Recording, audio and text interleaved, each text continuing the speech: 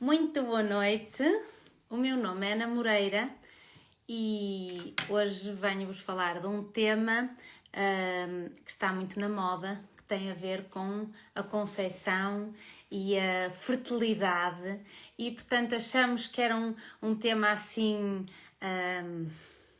levezinho para um domingo à noite. Temos tido efetivamente muitos pacientes a fazer-nos perguntas sobre como aumentar a fertilidade, como aumentar as probabilidades de conceição e então, assim, para não sermos muito pesados, resolvemos hoje falar disto assim para terminar o vosso fim de semana em beleza, ainda por cima é fim de semana prolongado. Portanto, a lógica é como é que nós podemos tornar-nos mais férteis, como é que podemos aumentar as probabilidades de conceição de um novo ser, o que é que pode influenciar a fertilidade ou a infertilidade e também o que é o sistema reprodutor, os ciclos menstruais, os períodos férteis, porque efetivamente quando nós conhecemos o funcionamento do nosso próprio corpo, isso vai nos ajudar e é fundamental para as mulheres, os casais que desejam engravidar naturalmente. Então, vamos começar pelo básico. Já sabem que eu tenho aquele complexo de professora e começamos pelo básico, que é o sistema reprodutor feminino. O aparelho reprodutor feminino é o conjunto de órgãos que é responsável pelas funções ligadas à reprodução na mulher, portanto a produção dos gametas femininos, que são as células sexuais femininas, e depois o local da copulação, da penetração e a posterior fecundação, e o local onde se implanta o embrião quando há a fecundação, e também responsável pela produção das próprias hormonas sexuais. Portanto, nós temos 2 ovários, 2 trompas que ligam a um saquinho que chamamos o útero e o útero liga-se ao exterior pela vagina e pela vulva, que é o que vemos mais fora, digamos, quando se está a olhar de fora para dentro, é o que vemos mais por fora. Então, os ovários são 2 estruturas que a correspondência masculina são os testículos, portanto os ovários são localizados em cada ponta do útero e têm mais ou menos 3 cm cada um, e os ovários são responsáveis pela produção e pelo amadurecimento dos óvulos, que são então os gametas femininos, e também os ovários produzem hormonas como o estrogênio, a progesterona, que são muito importantes para mantermos o ciclo menstrual. Deste modo, os ovários fazem parte de um sistema, que é o sistema endócrino, e atuam, portanto, como glândulas, que são glândulas endócrinas. Então, nós temos, portanto, o eixo hormonal, entre o hipotálamo e a hipófise e a tireoide e os nossos ovários. Há um eixo que é muito importante que esteja, digamos, a funcionar corretamente para que nós possamos ter os ciclos menstruais adequados, e isso também nos dá uma ideia de como pode estar então a nossa fertilidade. As trompas são as estruturas que são responsáveis por conduzir o óvulo desde os ovários até ao útero para posterior fecundação e implantação do embrião. Claro que as trompas também são responsáveis pelo transporte dos espermatozoides, portanto, os espermatozoides são depositados, vamos dizer assim, no final da vagina, ascendem pelo útero e a fecundação dá-se fora do útero, e depois há então a transmissão ou a transmigração deste já futuro embrião para o útero, onde depois se dá a implantação. Portanto, a fecundação, portanto, a junção entre uma célula sexual feminina e uma célula sexual masculina dá-se nas trompas uterinas. O útero localiza-se então entre a bexiga e o intestino, portanto fica entre o aparelho urinário e o sistema gastrointestinal, E o útero é muito importante para fixar o embrião e para permitir todo o crescimento do embrião, vai funcionar como uma casinha para o novo bebê. Claro, quando não ocorre a fecundação, então há a descamação da camada mais interna do útero, que é o endométrio, e isto vai dar origem ao que nós sabemos que é a menstruação. A vagina é uma estrutura oca, é responsável por receber o pênis durante a relação sexual, além de que é o lugar por onde o fluxo menstrual é expelido desde o útero para o exterior. E a vulva e depois todos os genitais externos, que isso vocês já sabem. Portanto, a primeira coisa a sabermos quando queremos aumentar a nossa fertilidade ou quando queremos impedir a nossa fertilidade, portanto, também podemos usar como um método anticoncepcional, é percebermos o que é o ciclo menstrual. O ciclo menstrual, que vamos considerar um ciclo menstrual mais ou menos normal, deve durar cerca de 28 dias, entre 26 a 28 dias. Consideramos o período da menstruação entre os 3, 4, 5, 6, 7 dias e depois, entre o 7º dia e o 12º dia, mais ou menos, temos a fase proliferativa, quando há crescimento do folículo a nível do ovário. Depois temos 2 ou 3 dias, que podemos considerar 4 dias, se nos consideramos muito férteis, em que há a probabilidade de engravidarmos, portanto é quando há a libertação do ovócito pelo ovário, e depois a fase secretora, quando efetivamente não houve fecundação, desde mais ou menos o 15º dia, 14º dia, são 14 dias de fase secretora em que depois haverá nova menstruação. O ciclo menstrual depende muito do nosso eixo hipotálamo, hipofisário, como eu já expliquei, ou seja, o comando aqui é central. Também quando estamos um bocadinho lixadinhos da mona, temos alterações da menstruação. Claro que é muito importante, quando uma mulher não toma a pílula, consegue perceber como é que está o seu ciclo menstrual, e o ciclo menstrual também é dependente de como está o stress, de como está a sua vivência no dia-a-dia, se está com muito trabalho, com muito stress, se lhe morreu a mãe, isso tudo, e mesmo questões em termos de alimentação, portanto a nossa inflamação está muito ligada ao ciclo menstrual. Então isto é um bocadinho mais complicado do que o que parece à primeira vista, porque é muito dependente de umas hormonas que vão sendo libertadas consoante a fase do ciclo menstrual. Também consoante a fase do ciclo menstrual, vamos ter o próprio ciclo uterino, como eu já expliquei. O útero vai-se renovando de capilares para se preparar para a implantação do futuro bebê, e quando há descamação do endométrio, depois a menstruação é exatamente a libertação desta rede que se foi montando, em que quando depois não ocorre a implantação, pois há a libertação.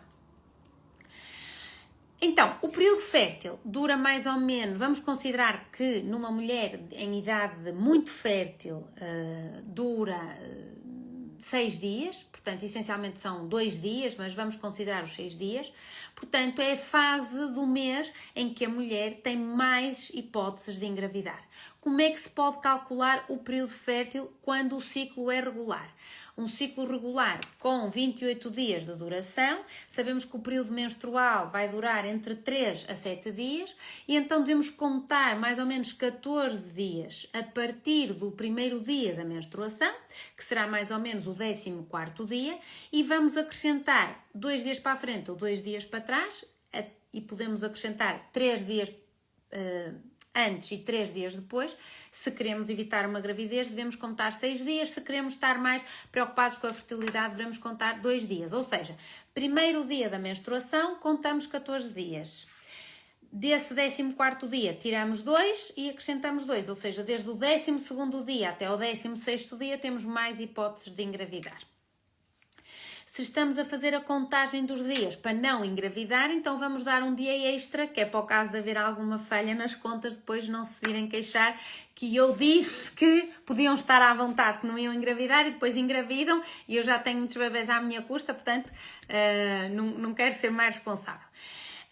Quando as mulheres têm um ciclo irregular, aí já temos mais alguma dificuldade, portanto temos que considerar, se o ciclo for de 34 dias, vamos considerar a mesma coisa, vamos considerar a média, digamos assim, dos dias, entre o ciclo de 34 dias para 28 dias, e é um bocadinho mais complicado.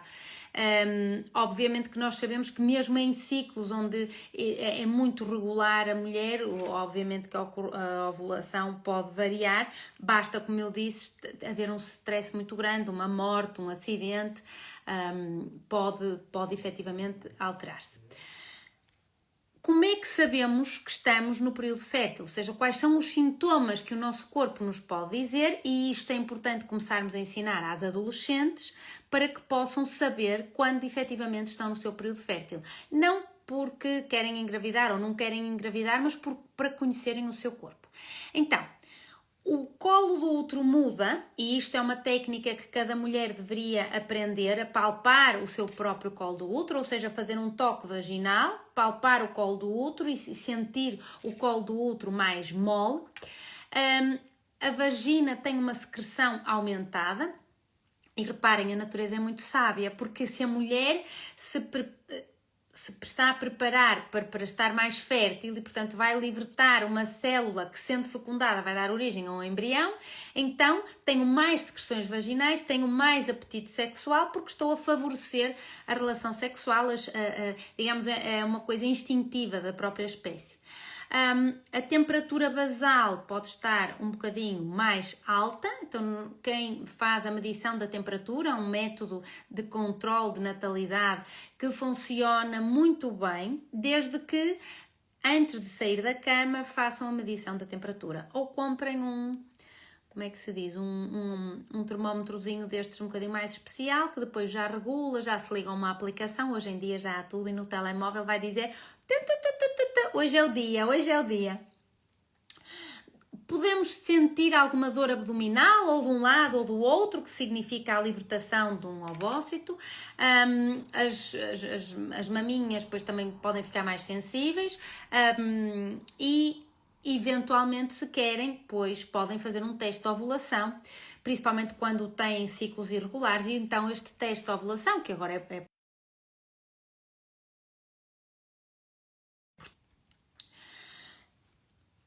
é importante percebermos a questão da secreção vaginal, porque a secreção vaginal transparente, que é semelhante à clara do ovo, é o primeiro sinal de que a ovulação está mais próxima, e este é um mecanismo de lubrificação que efetivamente ajuda os espermatozoides a entrarem no canal vaginal e a subirem para o útero. Quando isto acontece, então, digamos que esta própria secreção vaginal também é um substrato para os espermatozoides, e nestes dias em que a ovulação, digamos, está a acontecer, também pode acontecer um pequeno sangramento que não tem nada a ver com a menstruação, mas sim tem a ver com as próprias mudanças do endométrio, ok? Também a temperatura, portanto, pode dar um ligeiro aumento da temperatura. Claro que isto é só se fizerem medição da temperatura, portanto, não vão sentir propriamente que estão mais... Isso já teria... Não vamos sentir que estamos mais quentes, estamos a falar de uma diferença de 0,3 graus, portanto, isto tem a ver com o aumento da progesterona e, portanto, se medirem a temperatura todos os dias e durante pelo menos 3 meses, vão verificar que, efetivamente, em 1 ou 2 dias do mês, há um aumento da temperatura. Bom, o que é que eu vos queria contar mais?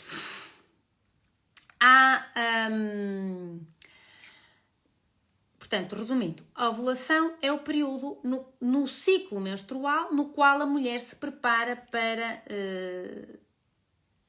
estar pronta para a fecundação, ok? A fecundação a fecundação é o ato de fecundar, portanto, de fertilizar, de se reproduzir, de procriar, vamos dizer, de originar descendência. A fecundação é a penetração no óvulo pela célula sexual masculina, que é o espermatozoide, e que vai dar origem então a um novo embrião. Aqui começa a gravidez, ou seja, a gravidez na realidade começa a partir do momento em que o espermatozoide fecunda o óvulo, ok? Por isso é que 14 dias depois, quando supostamente viria a menstruação, já vamos ter a ausência da menstruação. Porquê?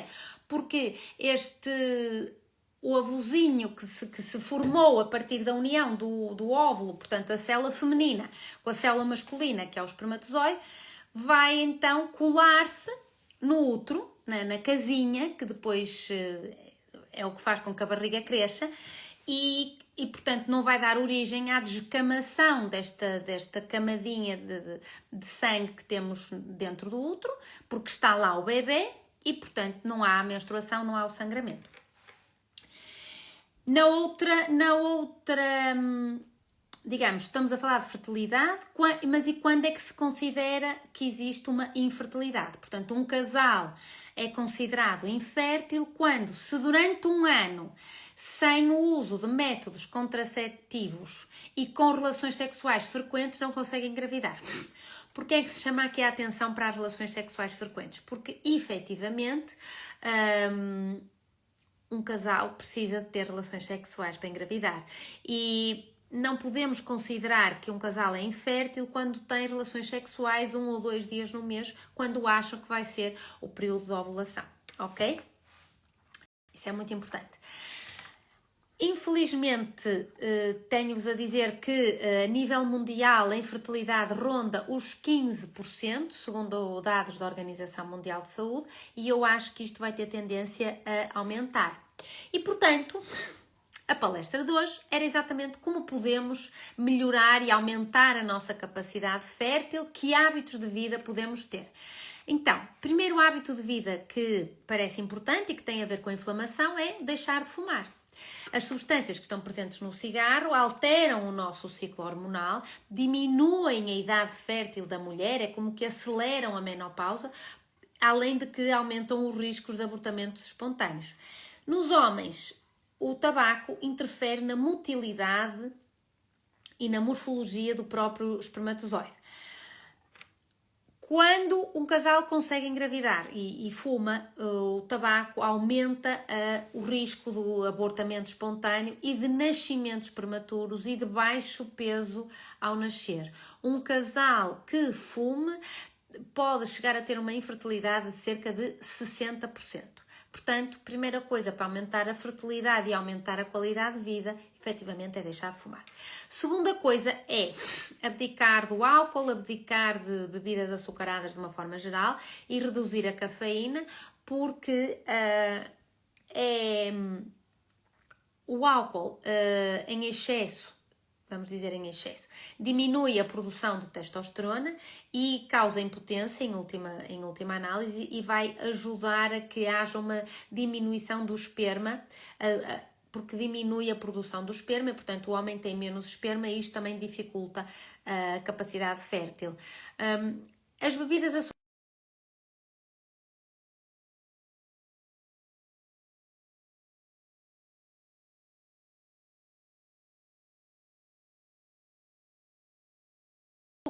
de hipóteses de engravidar.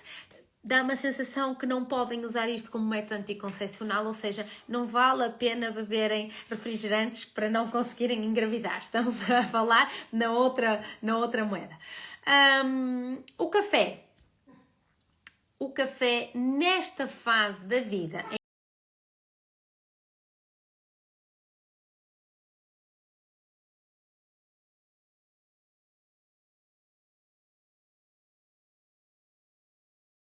em que efetivamente querem ser férteis, devem diminuir o café para 1 a 2 cafés por dia. Terceira ideia, o terceiro hábito, o terceiro conselho para aumentarem a capacidade fértil é ter uma alimentação cuidada, ter uma dieta anti-inflamatória. A fertilidade tem uma profunda conexão com o que comemos. Porquê? Porque a inflamação tem muito a ver com a alteração deste eixo hormonal, como eu disse, entre a nossa cabecinha e as glândulas endócrinas do corpo, digamos assim. Portanto, alguns alimentos, sem dúvida, que aumentam a fertilidade, tanto dos homens quanto das mulheres. E o evitar alimentos que sejam pró-inflamatórios vão também aumentar a fertilidade. Ou seja, há alimentos que aumentam a fertilidade e quando evitamos alimentos inflamatórios, isso também aumenta a fertilidade. Quarto hábito é a prática de exercício e o exercício físico e o controle do peso, porque, como eu expliquei, a boa fertilidade depende muito da nossa parte hormonal, portanto, a obesidade, o excesso de peso vai desregular esta orquestra que existe entre a cabecinha e a parte de baixo, além de que cria digamos, um cenário inflamatório muito mau para as nossas células sexuais. Portanto, o peso é um dos fatores mais influentes quando se trata de fertilidade e um índice de massa corporal alto, ou seja, um excesso de peso, há de facto uma probabilidade, por exemplo, nos homens de até ficarem inférteis, ficarem sem espermatozoides. E as mulheres correm, portanto, menstruações irregulares e abortos espontâneos com mais frequência. Portanto, esta é uma boa motivação para perderem peso. É efetivamente, já sabemos que o exercício ajuda nisto, portanto, não é só a perda de peso, é também a prática de exercício físico. Portanto, o estilo de vida sedentário está muito relacionado com maior risco de infertilidade. Então, se temos um casal mais obeso, sem exercício físico, efetivamente nós temos um casal com mais dificuldade em engravidar. Quinto hábito é a gestão de stress. Porquê? Porque, como eu expliquei, o stress impacta no nosso eixo hormonal, porque existe uma hormona que eu falo muito, que é o cortisol, e esta hormona está há excesso desta hormona quando nós estamos num período de maior stress. Portanto, o que é que temos que fazer? Não só para melhorar a nossa qualidade de vida, mas neste caso para engravidar. Temos que perceber que a vida que vivemos, o stress em que vivemos, digamos, a forma como estamos a viver a nossa vida, e que aparentemente parece que não nos afeta, digamos, uma linha, um eixo que existe entre o nosso cérebro, que é o comando central, e as glândulas externas do corpo, porque existe outra hormona que vai impedir que efetivamente isto se processe naturalmente. E tem muita lógica, porque pensem, o corpo pensa assim, não, eu estou em stress, estamos em guerra, então não vamos engravidar. Então esta hormona de stress, que é o cortisol, inibe muitos dos circuitos que facilitam o bom sistema hormonal. O sexto hábito, que é fundamental não só para engravidar, mas para ter uma vida saudável, é de facto a questão do sono, a rotina do sono, porque o sono também influencia imenso o equilíbrio hormonal, influencia o metabolismo e também a hormona do sono, que é a melatonina, melhora a fertilidade.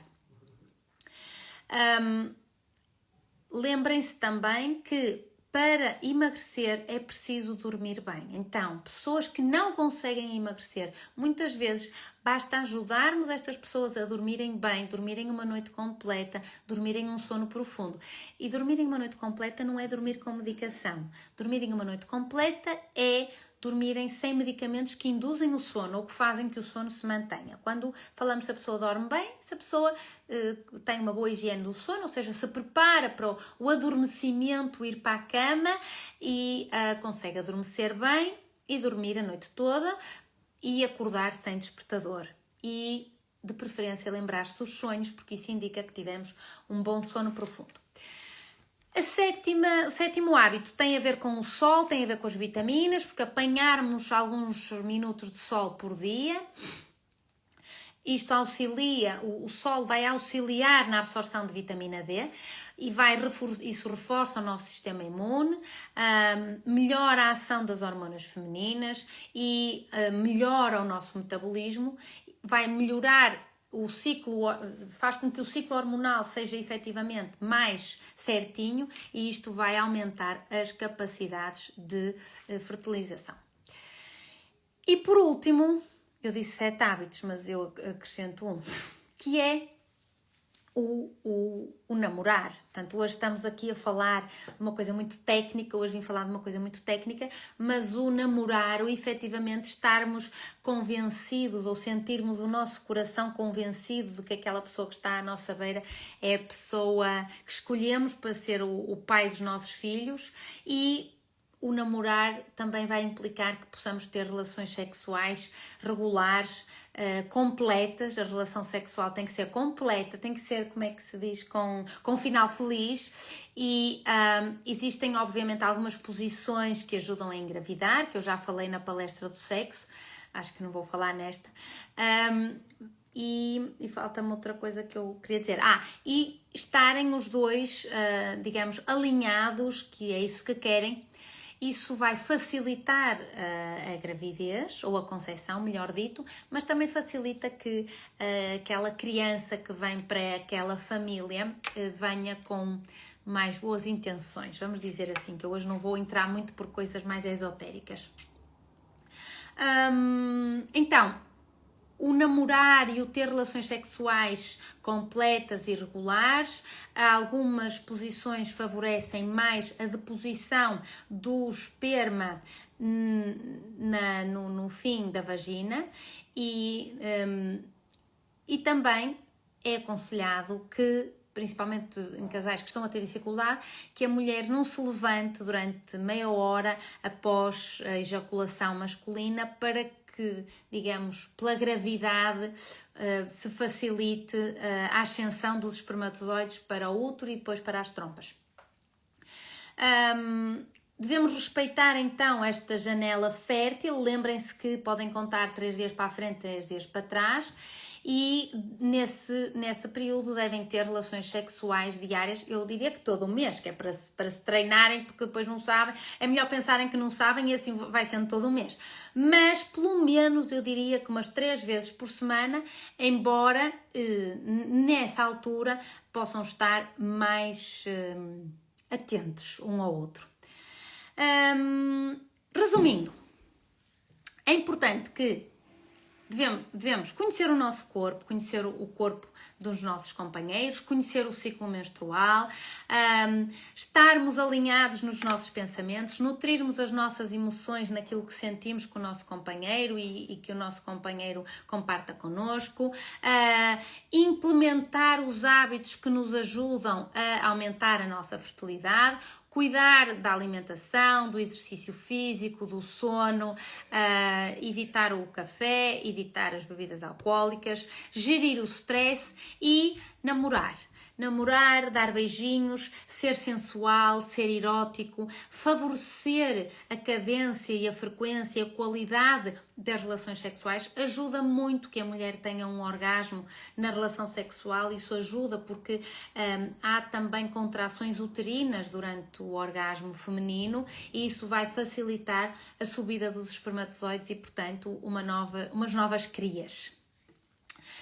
Era mais ou menos isto que eu hoje tinha para vos contar. Domingo à noite temos que ter assim umas palestras leves, que é para não irem muito pesados para a cama. E o jejum que eu falei a semana passada não é jejum neste tema. Neste tema queremos muita fartura e com qualidade. É um prazer sempre que estejam aí. Sabem que a mim isto dá-me gozo fazer este tipo de conversas. É uma conversa comigo mesma. Nunca pensei na minha vida que conversasse comigo mesma, só me vejo a mim mesma. De vez em quando vejo umas florzinhas e uns coraçõezinhos que me põem. É um prazer então que estejam aí. Se não têm perguntas, vemo-nos algures durante esta semana. Até à próxima.